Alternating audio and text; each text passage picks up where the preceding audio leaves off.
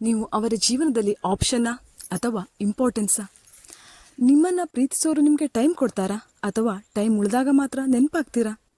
ಪ್ರೀತಿಯಲ್ಲಿ ಕೆಲವರು ನಮ್ಮನ್ನು ಪ್ರಿಯಾರಿಟಿ ಅಂತ ಫೀಲ್ ಮಾಡಿಸ್ತಾರೆ, ಆದರೆ ರಿಯಾಲಿಟಿಯಲ್ಲಿ ನಾವು ಅವರ ಲೈಫ್ನಲ್ಲಿ ಜಸ್ಟ್ ಆಪ್ಷನ್ ಆಗಿರ್ತೀವಿ. ನಿಮ್ಮ ಜೊತೆ ಮಾತನಾಡೋದು ಅವರಿಗೆ ಅಗತ್ಯವಾ ಅಥವಾ ಬೋರ್ ಆದಾಗ ಟೈಮ್ ಪಾಸಾ? ಇವತ್ತು ಒಬ್ಬ ವ್ಯಕ್ತಿ ನಿಮ್ಮನ್ನು ನಿಜವಾಗಿಯೂ ವ್ಯಾಲ್ಯೂ ಮಾಡ್ತಾರಾ ಅಥವಾ ಬ್ಯಾಕಪ್ ಆಗಿ ಇಟ್ಕೊಂಡಿದ್ದಾರಾ ಅನ್ನೋ ಕೆಲವು ಪೇನ್ಫುಲ್ ಸೈಕಾಲಜಿ ಸೈನನ್ನು ನೋಡೋಣ. 1. ನಿಮಗೆ ಸಮಯ ಕೊಡೋದು ಅವರ ಮೂಡ್ ಮೇಲೆ ಡಿಪೆಂಡ್ ಆಗಿದ್ರೆ, ಒಬ್ಬ ವ್ಯಕ್ತಿ ನಿಜವಾಗಿಯೂ ನಿಮ್ಮನ್ನು ಪ್ರೀತಿಸಿದ್ರೆ ಬ್ಯುಸಿ ಇದ್ರೂ ಒಂದು ಮೆಸೇಜ್ ಆದರೂ ಮಾಡ್ತಾರೆ. ಆದರೆ ಆಪ್ಷನ್ ಆಗಿದ್ರೆ ಅವರಿಗೆ ಮೂಡಿದ್ದಾಗ ಮಾತ್ರ ಮಾತಾಡ್ತಾರೆ. ಒಂದು ದಿನ ಫುಲ್ ಅಟೆನ್ಷನ್, ಮತ್ತೊಂದು ದಿನ ಕಂಪ್ಲೀಟ್ ಸೈಲೆನ್ಸ್. ನೀವು ಕನ್ಫ್ಯೂಸ್ ಆಗ್ತೀರಾ, ಅವರಿಗೆ ಕೇರ್ ಇದೆಯಾ ಇಲ್ವಾ ಅಂತ. ಆ ಕನ್ಫ್ಯೂಷನ್ ಬಿಗ್ಗೆಸ್ಟ್ ಆನ್ಸರ್. ಯಾಕೆಂದ್ರೆ ರಿಯಲ್ ಲವ್ ಕ್ಲಾರಿಟಿ ಕೊಡುತ್ತೆ, ಆಪ್ಷನ್ ಫೀಲಿಂಗ್ ಕನ್ಫ್ಯೂಷನ್ನ ಮಾಡುತ್ತೆ.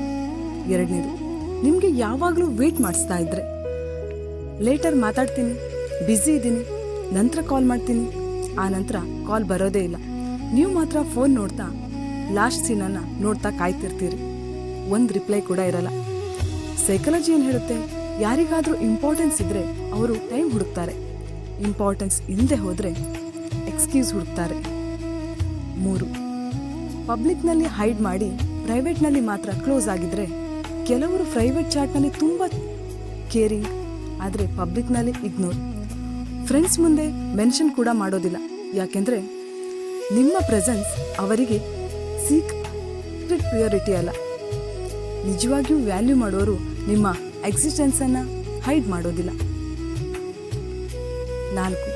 ನಿಮಗೆ ಎಫರ್ಟ್ ಮಾಡೋದು. ಯಾವಾಗಲೂ ನೀವು ಮಾತ್ರ ಎಫರ್ಟ್ ಮಾಡೋರು ಆಗಿದ್ರೆ, ಅಂದರೆ ಮೊದಲು ನೀವೇ ಮೆಸೇಜ್ ಮಾಡೋದು, ಕಾಲ್ ಮಾಡೋದು, ಪ್ಯಾಚಪ್ ಕೂಡ ನೀವೇ, ಅಂಡರ್ಸ್ಟ್ಯಾಂಡಿಂಗ್ ಕೂಡ ನೀವೇ. ಒಂದು ದಿನ ನೀವು ಸ್ಟಾಪ್ ಮಾಡಿದರೆ ರಿಲೇಷನ್ಶಿಪ್ ಕೂಡ ಸ್ಟಾಪ್ ಆಗುತ್ತೆ. ಅದರ ಅರ್ಥ ರಿಲೇಷನ್ಶಿಪ್ ನೀವು ಹಿಡ್ಕೊಂಡು ಹೋಗ್ತಿದ್ರಿ, ಅವರಲ್ಲ. ಲವ್ ಇಬ್ಬರು ಎಫರ್ಟ್ ಹಾಕಿದಾಗ ಸರ್ವೈವ್ ಆಗುವಂಥದ್ದು. ಒಬ್ಬರು ಎಫರ್ಟ್ ಮೇಲೆ ಮಾತ್ರ ನಿಂತಿರೋದು ಆ ರಿಲೇಷನ್ಶಿಪ್ ಒಂದು ದಿನ ಎಮೋಷ್ನಲಿ ಕಾಲಾಪ್ಸ್ ಆಗುತ್ತೆ. 5. ನಿಮ್ಮ ಫೀಲಿಂಗ್ಸ್ ಅವರಿಗೆ ಸೀರಿಯಸ್ ಆಗಿ ಕಾಣಿಸದೇ ಇದ್ದಾರೆ. ನೀವು ಹರ್ಟ್ ಆದಾಗ ಅಷ್ಟಕ್ಕೂ ಇಷ್ಟು ಫೀಲ್ ಮಾಡಬೇಡ, ಓವರ್ ಥಿಂಕ್ ಮಾಡಬೇಡ ಅಂತ ಡಿಸ್ಮಿಸ್ ಮಾಡ್ತಾರೆ.